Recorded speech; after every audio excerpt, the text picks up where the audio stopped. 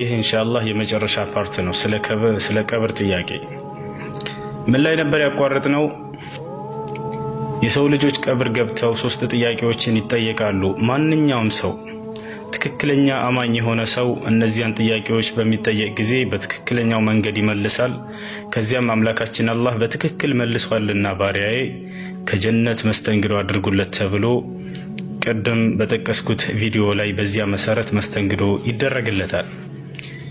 ሌላኛው ደግሞ አላህን ክዶ የነበረ ሰው ምድር ላይ በእስልምና ሳያምን የነበረ ሰው ሙሐመድን ወይንም ነቢያትን አስተባብሎ የነበረ ሰው ቀብር ውስጥ እነዚያን ጥያቄዎች በሚጠየቅ ጊዜ ምን ብሎ እንደሚመልስና ከአላህ ዘንድ ምን አይነት መስተንግዶም እንደሚጠብቀው እንቀጥል።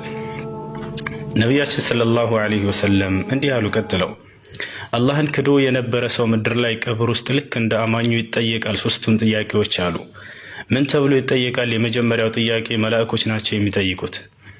መረብክ ብለው ይጠይቁታል። ጌታህ ማን ነው ይሉታል። ምድር ላይ አላህን ሲያመልክ አልነበረም። ስለዚህ ምድር ላይ ሲያመልካቸው በነበሩ አማልክቶች ሁሉ ያፍራል። ምክንያቱም ትክክለኛው አምላኩ አላህ መሆኑን ስለተረዳ ማለት ነው። ለዚያም ነው ትክክለኛ አምላኩን እንዳይጠራ እርሱን ሲያመልከው አልነበረም። ምድር ላይ ሲያመልካቸው የነበሩ ፍጥረታቶችን እንዳይጠራ ደግሞ አምላክ እንዳልሆኑ ተረድቷል፣ አፍሮባቸዋል። ጌታ ማን ነው ብለው መላእክቶቹ ሲጠይቁት ምን ብሎ ይመልሳል? ሃሃ ላ አድሪ ይላል። አላውቅም ብሎ ይመልሳል። ቀጥለው ይጠይቁታል፣ ሃይማኖትህስ ምንድነው ይሉታል። እስልምና እንዳይል እስልምና ሲከተል አልነበረም።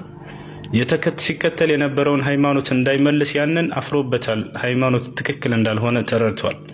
አሁንም ምን ብሎ ይመልሳል? ሃሃ ላ አድሪ አላውቅም ብሎ ይመልሳል። ሶስተኛ ይጠይቁታል ጥያቄ ምን ብሎ ይጠይቁታል? ወማ ሃዛ الرجل الذي بعث فيكم ወደ እናንተ ከአምላካችሁ ዘንድ ተልኮላችሁ የነበረው ነብይ ማን ነው ብሎ ይጠይቁታል። ሙሐመድ ብሎ እንዳይመልስ ነብያችን ሙሐመድ ሰለላሁ ዐለይሂ ወሰለም አያምንባቸውም ነበር። ከዚያ ምን ብሎ ይመልሳል? ሃሃ ላ አድሪ ይላል። አሁንም አላውቅም ብሎ ይመልሳል፣ እየተንተባተበ ማለት ነው። ከዚያም አምላካችን ምን ይላል? ባሪያዬን ይሄንን ሰው ከጀሃነም ጻፉት ይላል። ከጀሃነም የሆነ ምንጣፍም ውሰዱለት፣ እዚያ ላይ ተኝቶ እስከ ቂያማ ድረስ ይቆያል። የጀሃነምን ልብስም አልብሱት ከእሳት ይላል። የእሳት ምንጣፍ የእሳት ልብስ ይላክበታል። ከዚያም የጀሃነምን በር ክፈቱለትና ከጀሃነም በር እንፋሎቱን እያገኘ እስከ ቂያማ ድረስ ይጠብቃል። ከዚያም መጨረሻ ላይ ጀሃነም ይገባል የትንሣኤ ቀን ብሎ መልእክት ያስተላልፋል። ሰላም አለይኩም።